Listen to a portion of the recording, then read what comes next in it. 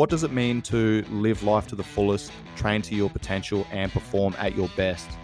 Leave nothing on the table. That's a non-negotiable, is that I strive to be better every day. Because if I'm not on top of my game, how is anybody else going to follow me down the road? Keep demanding more of yourself to live up to that potential and to stay hungry. Training is progress. You know, when I look at the word training, I think of steps, baby steps to get somewhere that you want to be. And that is basically your life journey. It's a mindset in itself, man. It's like, it's not just about, I know that for you, a lot of that's about the physical, but we're constantly in training, whether it's growing our skill sets, whether it's growing our physical bodies, whether it's growing our relationships, whatever. And all of that's a training ground. And that kind of goes back to the mindset that we just talked about. You underestimate yourself and you don't even start. But then once you start, you often surpass what you thought you could do. Perform at your best, mate. That's sort of what life is all about. You know, I want to have the knowledge, I want to have the fitness, the health, the ambition and drive that no matter what comes along, when that next phone call comes, I can just say yes. I don't have to worry. Just go and do it. Hey guys, welcome to today's Coach's Corner episode with my guest, Lizzie Wright. Now, this is a 90-minute conversation that I had with her recently, and I'm going to be breaking this up into 3-part installments. In part 1, today's episode, we discuss how Lizzie went from living in the UK to backpacking around the world to then living in Singapore and starting her journey as a coach. Now, we have a really good conversation about some of the crossroads that we've encountered in our lives and also the mindsets that allowed us to make decisions to follow the path on the journey that we're currently on now. Let's get this episode underway. Hey guys, welcome to today's episode of the Live, Train, Perform podcast. I'm your host, Sean Kober, and during this Coach's Corner episode, I have joining me Lizzie Wright from Singapore. Lizzie, how you doing? I'm good, thank you, Sean. Thanks for having me. I'm excited to have a chat to you. For anyone that doesn't know what the Coach's Corner is, it's basically where I sit down with friends, colleagues, other coaches in the industry, and we just talk shop. And it's basically like you're a fly on the wall. So we're going to talk about a number of topics today, and then I'll break these episodes up into probably 3 or 4 different installments, which I'll release over a couple of weeks. Lizzie, can you introduce yourself to myself, one, because I've never actually met you. We know of each other. Yeah. We haven't actually met, but also to my audience as well. Yeah. So we've bumped into each other in Tiger, but you didn't know me then, so I just ignored you. So we did. Just one of the 450 people that came through the door that day. Yeah, well, I'm not special. Yeah, so I'm not from Singapore. I live in Singapore, and I've been here 7 years now, so I've been here quite a while. I am from the UK. My background really, before I became a coach, so my background is marketing and branding. So that's what I studied at uni. It was in fashion, which is quite hilarious right now because I am far from that world in any degree if anyone knows me. And moved to Singapore when I was 23 after a stint of backpacking in my early 20s. So I moved here with an ex-boyfriend, and the only way I could get a job or a visa was in finance. So it's completely a world away from where I'm now. And I was in a business development role and was not the career or anything I'd ever imagined. And from there, I slowly started making my connections, making transitions. And that's when I took on the marketing role at the gym that I currently am at. And I've been there for 5 years now. And it just came to me when I was there. Like, my background is in sport, so I was a track runner, sprinter back in the day. So I reconnected it when I jumped in the gym there. So I was doing all the marketing, and a year after, just realized I was in a very stressed space. Wasn't enjoying the marketing the way I was, or I intended it or wanted it to be. And I had a lot of encouragement from all the coaches around me, just saying, you can do it. You just need to get your qualifications. You've got like the athletic experience and coaching back when I was younger. So I did. I took a massive leap, like quit what I knew or had known from my early career. And yeah, I made a massive transition. That's when I ended up my relationship. That's when I transitioned jobs. Had a bit of a crazy whirlwind moment and nearly lost my job. But then, since then, Is that I'm is gonna that something I'm that you're willing to touch on and talk about? Leave potentially that for another time. maybe I didn't really think that one through about talking that out then. Um, and then yeah, and then that just brings me to where I am today. And like 4 years later, like I wouldn't change the job I'm doing as a coach for anything. So yeah, hmm Now, your love of fitness, did that yeah, start when you were younger, when you're competing as a track athlete? yeah. So I've been in sport all my life, like just as a young kid. So literally probably age of 5, 6. Like I was fortunate enough for my family to be able to put me in and try multiple sports. Like before I got to track, it was gymnastics, trampolining, horse riding, netball, football, like all of any sport. Like I wanted to try, I was going straight in and doing. Until I went at the age of 11, found sprinting. So I used to go to the track from the age of like 11 to 18, 3, 4 times a week. Used to compete just within the UK. Yeah, that's been the whole base of my life. That's how I and where I put all my principles into coaching. That's kind of the backbone of who I am and how it built who I am today. Um, hmm yeah. Did you move away from that space for a while whilst you went through traveling and working in the corporate world before you got back into the gym, or was that love always there? The love's always been there. So whether it's like been the gym focus or it's been the running focus, I've always like maintained it, but in different degrees. So I would have picked up different sports along the way. More long distance running. I was more in when I first moved to Singapore, so I'd just be more like 5, 10Ks. So more like just transitioned into different spaces really. So yeah, I mean there were spells like when I was in the early corporate life of 23 in Singapore, probably drinking a bit to oblivion. I didn't like my job, so I would go out partying with my friend who also didn't like our job, and would be Mm. on the phones the next day, just quite drunk, just not I'm not never enjoying drinking it. again. Yeah, Yeah, not doing yeah. it, and then next week, like, yeah, don't like my job, so this is what it's going to be. So yeah, Mm. hmm I want to touch on what you said before because there was a number of things that you kind of just glossed over. yeah. Was there a catalyst for you making that massive decision and the subsequent changes to move from the corporate world back into the gym environment? Yeah, I guess with the job itself, when I was in Singapore, I was constantly trying to get out of the job because I knew it wasn't fulfilling me, it wasn't for me, and I just had something in my heart, my gut, just being like, well, this isn't you. Like this is not you. Like deep to that core. So it just spurred me on just to really kind of identify. Like, I mean, I was 23, 24 at the time, so it's still like a young mind. Like I still didn't have the experience, but something in my gut just said, you got to do something about this, and I'm not staying still until I get there. Um, and it was just a big part, I guess. What drove me was travel, adventure. Like living in Singapore, you're in a hub.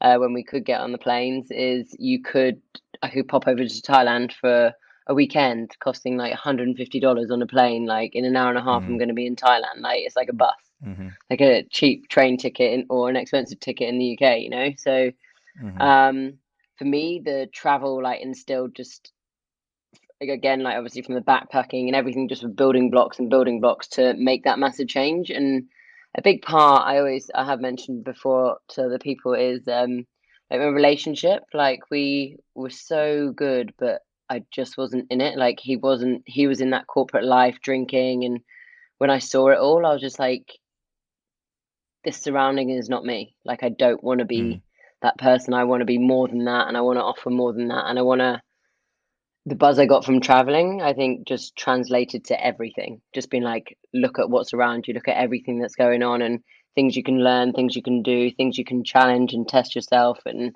kind of just experience. Like, I don't want to just sit around my life just wishing and hoping. I'm 100. I always have been, but just more of the doer. Like I'll challenge it, I'll do it, I'll try it, I'll see what's out there. So I think there are a few points that were just all around at the same time. So I think I was like 25 or 24, 25, and that's when I just made that decision with job, relationship, friendships, and kind of just massive change in lifestyle. It just happened. It just so happened it all in one go. But I think that was the strong message that it was like I was almost gunning for it, you know, Mm. and I just pushed things over the edge. Mm-hmm. Was there something massive that happened that kind of pushed you over the edge to make that decision, or was it like all of these small things that were adding up in all these different areas of your life where you just got to a point and you're like, this is not the environment that I want to be a part of, and you got out of that and then started recreating your own environment? Talk to me about that process. Yeah. So it came over across a couple of months. Like it wasn't like I didn't just think and just change my mind. Like, and I've done it multiple times since then. I've learned from how I want to make change. Like I sit on it. I listen to myself. I'm like, what is it you really want? Is this actually something you really want, or are you listening to anyone else's opinions?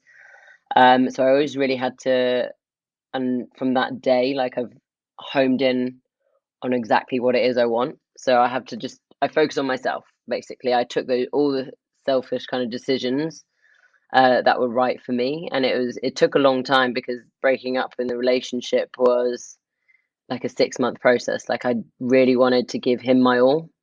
Like we were amazing together, but it just wasn't the right vision for me in terms of I wasn't ready to settle. Do you know what I mean? And I think that definitely instigated a lot in terms of the relationships and what I wanted out of life.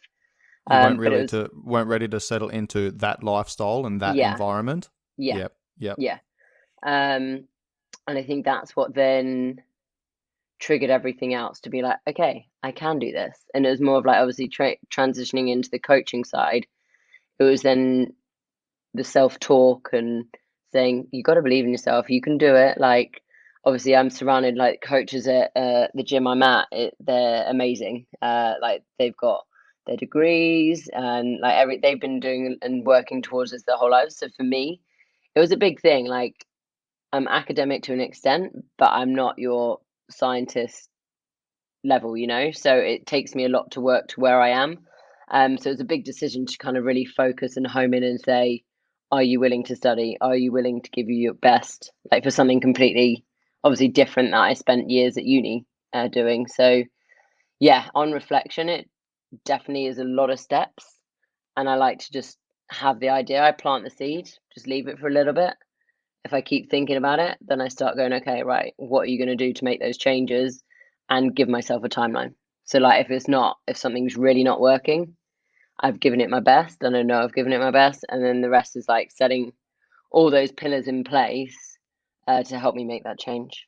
And that's what I did. Like I just remember enough was enough. I was like done, and I just had to go, you know, I just had to have that conversation with the ex-boyfriend and all of those things. And then just with the job, it was just like saying to my bosses, I need to transition into coaching. And I took the PT course just before, like on the side, and said, I'm ready to do this transition instead.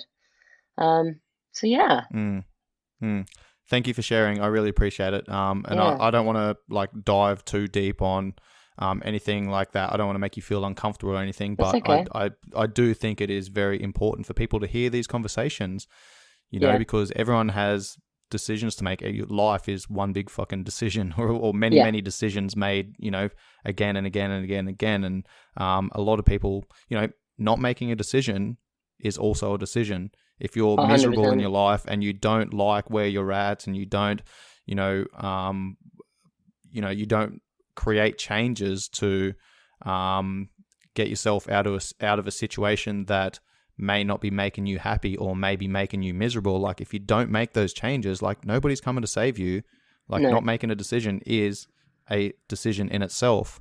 And I think that's 100%. important for people to hear is, you know, these types of stories where, you know, you were happy in, you know, some areas of your life, but then, you weren't ticking the boxes in other areas, and you had to have that conversation with yourself, and you sat with it and you planted those seeds, and you're like, what's actually driving me here? What is the purpose? What am I getting out of this? Am I, fulfilling those things that I've set for myself? And if you're not, then you need to do something about that.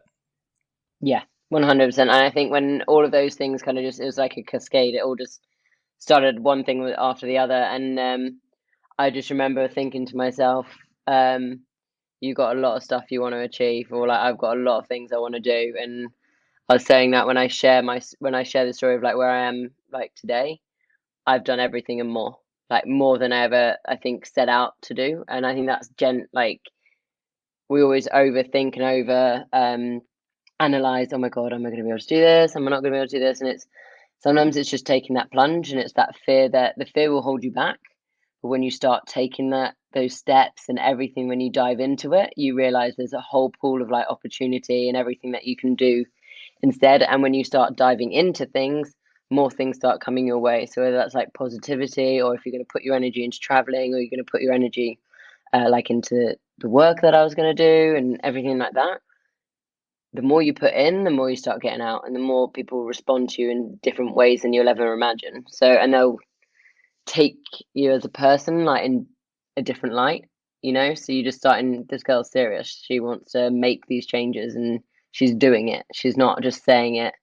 And that's one thing I definitely learned from that point, is when I want to make a change and when I'm ready to make a change, I will do it. If I say I'm going to do something, I will do it, and like those, like all those different points were big points of my life and big relationships and things, and I was scared. I will not lie about it. Like I had a friend who I was living with, and she because I was like, and for me, like for work, say, I'm used to a whole salary. So for being a coach, you have no guaranteed salary. So that was one element, and that's like, to me now, I'm like, wow, okay, I can't believe you overthought that one. But still, like, you're going from like a base guaranteed salary to going, if I only get 1 hour in this month, I'm going to get paid nothing, so like loads of different fears all boil up. But I just say it's taking the leap. It's taking an educated and leap on the best option for you. Yeah, that's a really good point. So many people say to me, like, how long are you staying in Thailand for? Are you enjoying it over there? Do you still love it? Blah, blah, blah, blah. And I'm like, I've been here 3.5 years, and, I'm planning on staying here indefinitely until I get to a point where I'm not enjoying what I'm doing anymore.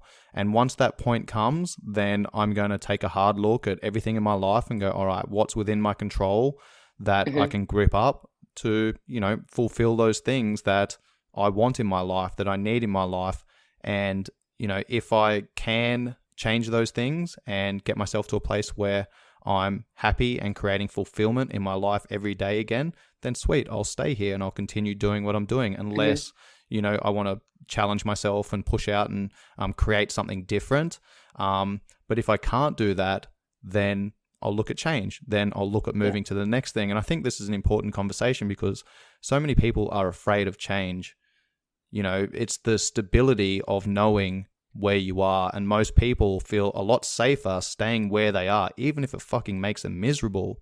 Right? Because, making that decision to step out and go into the unknown, it's fucking scary. It really is. What's some advice that you can give? Yeah, what's some advice you can give to people? Because you obviously moved out from the UK to Singapore, right? Yeah, what's some advice that you can give to people to, approach these big, I guess, events, these crossroads in their lives, to deal with them and then follow through on those decisions? Good question. Coming to Singapore obviously was a massive life event. I think being 23 helped me. That was on my side. Like I literally had nothing. Like I had everything but nothing, if that makes sense. Like all I came back from a 4.5 month traveling trip just around Asia and Australia. And I didn't visit Singapore on that trip. And my ex was literally just like, so I've got a job offer in Singapore.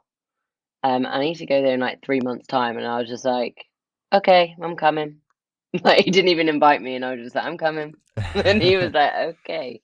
And that mindset back then, um, it's still here now, but like making that decision then, I was only really at the early infancy of my career, or Mhm. my career there. So for me, that was an easy step, and I remember that like as an easy step. It was more like I was just waiting for the guy just to say yes, you can come.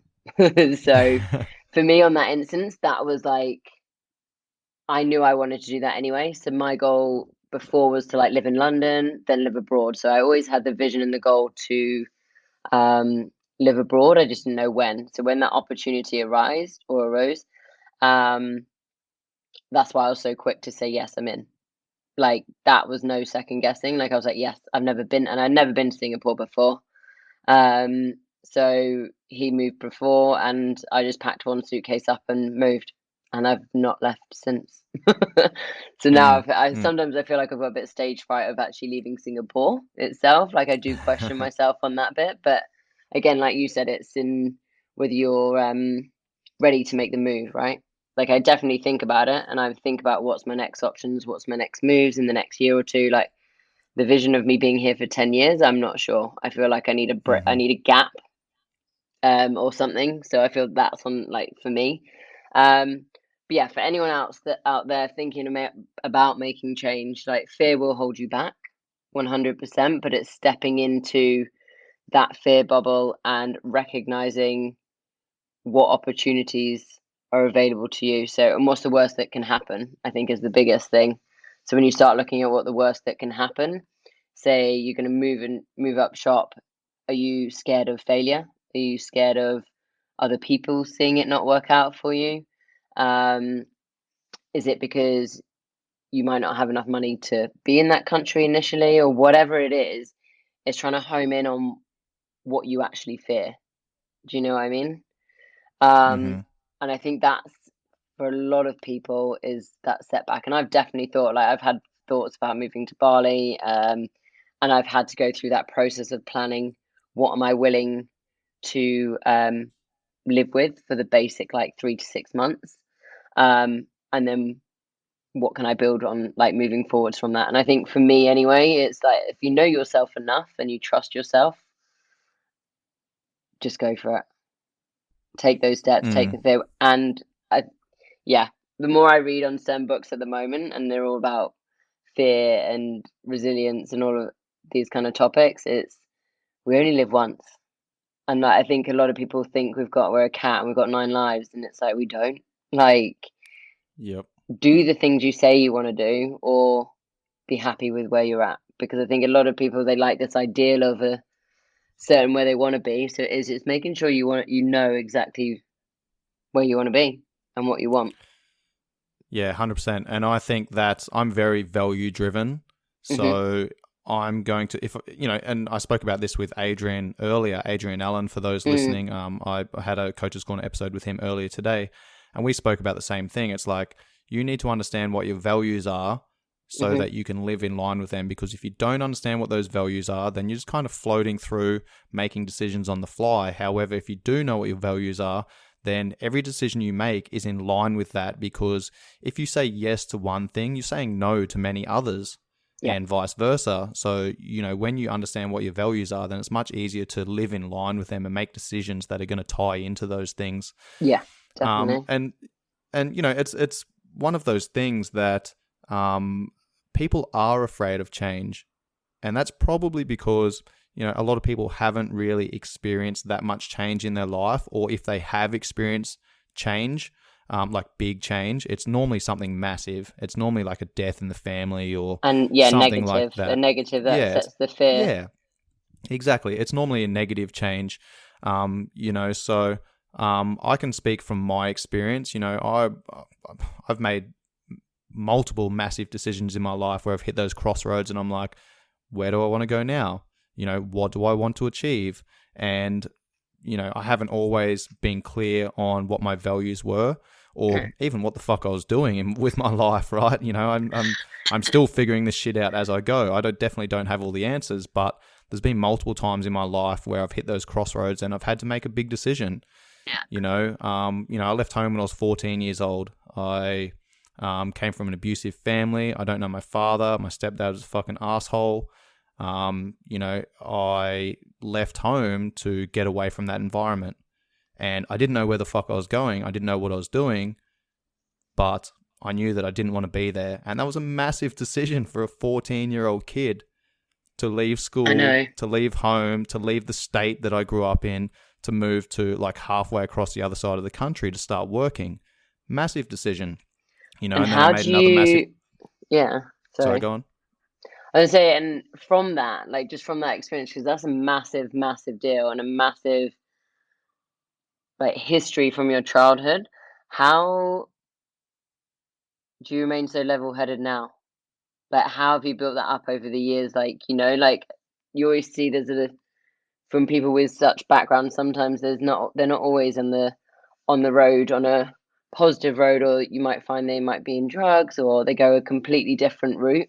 How, just putting the questions on you, how have you remained and with that kind of that attitude to create the life that you have now? Yeah, that's a good question. And, back then I didn't really know what my values were. I didn't know what was driving me. But I knew that if I stayed where I was, that was not going to serve me. I was going to end up in jail or something. I was surrounded by drugs and alcohol and, I was stealing shit and I was hanging out with bad people, and I was skipping school and things like that. And like I said, my stepdad was abusive, used to beat my mum and myself. And I just knew that I didn't want to be there. I didn't want to be in that environment because, that was my father figure. That was my role model. And I knew that if I stayed there, then I would probably follow in his footsteps. And that environment was going to shape me. So I knew that, staying there was more scary for me than fucking leaving and walking out into the big wide open world with no answers. That's kind of what drove me, was to get away from there. And I've spoken about motivation direction in one of my very early podcasts. Sometimes we're moving towards something, sometimes we're moving away from something. And, one's not necessarily better than the other, but there's going to be different times when you apply those different tools. So I ended up moving to Darwin, working up there. At 14? And then at 14, yeah. I have listened to this podcast, but yeah, how the hell do you manage that? I don't know. I just knew that where I was not where I wanted to be, and I was like, I'm going to do whatever the fuck I can to, get away from there. And I was working at a building supplies company that was, supplying cement and Rio bars and that type of stuff for like raw materials for building sites. And it was fucking backbreaking work, but it was better than where I was.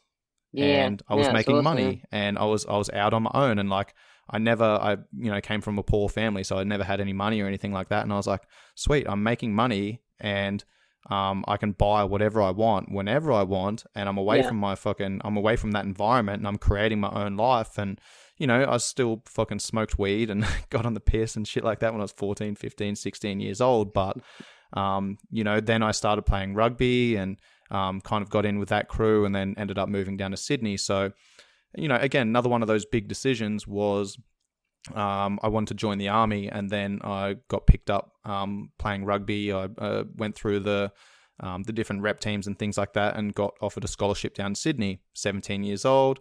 Didn't really know what I was doing with my life. I'm just going to go down there, and just went down there, had a crack, like took my bags down there and rocked up at one of my mates' places on his doorstep. And I was like, hey man, can I stay here for a bit? Yeah. So that was scary. And then I went back to Darwin. I joined the army, deployed 3 times in 6 years, got out of the army, like packed up everything in my house, sold everything off, and like moved down to Tasmania with a girl that I'd met, a month earlier. And I was like, my mates are like, what the fuck are you doing? And I'm like, I don't know. I'm like, there's an opportunity that I'm going to chase after. Where I'm at right now, I'm not, it's not that I'm not happy where I am, but an opportunity's come up and I'm going to go and explore that. And I'm going to, follow that and see where that road goes. And, 5 years later, we traveled the world, went to 40 different countries together, and then had that conversation. I was like, you know what, where you're at right now, where I'm at right now, it's not where we thought we'd see each other together 5 years ago when we first got together. So, we hit that crossroads again and went our separate ways, and I came to Thailand, and I've been here since. So, I've had those massive moments in my life multiple times, and, again, you need to take that leap. You need to trust in yourself. You need to trust in your ability to just fucking figure shit out. And I think this is what's missing from a lot of people is they just expect things to fall in their lap, and they expect things to be easy. One of my favorite quotes is, people that make hard decisions live an easy life, but people that make easy decisions live a hard life. Oh, 100%. And I think that's very on point with kind of us as coaches, like especially from who I see come through the door or who I'm surrounded by. Even like when I connect with on social media and everything, people just want that easy sell. And I always say it's always just like we have in supermarkets the most convenient things. People cut and peel like our carrots up in the supermarkets, and we don't have to do anything.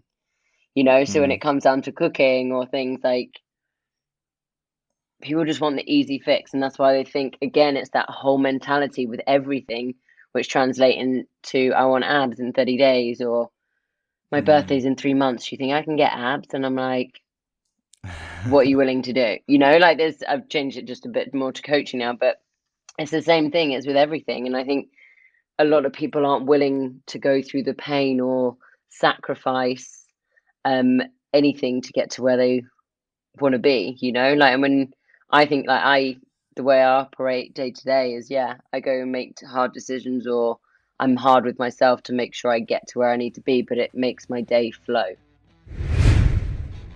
And that is part 1 done and dusted. We still have 2 more episodes to come. Lizzie has actually started her own podcast called Project Woman, which she started recently. I've listened to quite a few of those episodes, and she has some really good guests on there, and it's all about women being able to use specific tools to empower themselves to live their best life. Stay tuned for the next episode of the Coach's Corner with Lizzie Wright. If anyone enjoyed that conversation and got some benefit from it, please make sure you share it with friends and family. Any 5-star ratings and reviews are much appreciated. Much love, guys. Peace.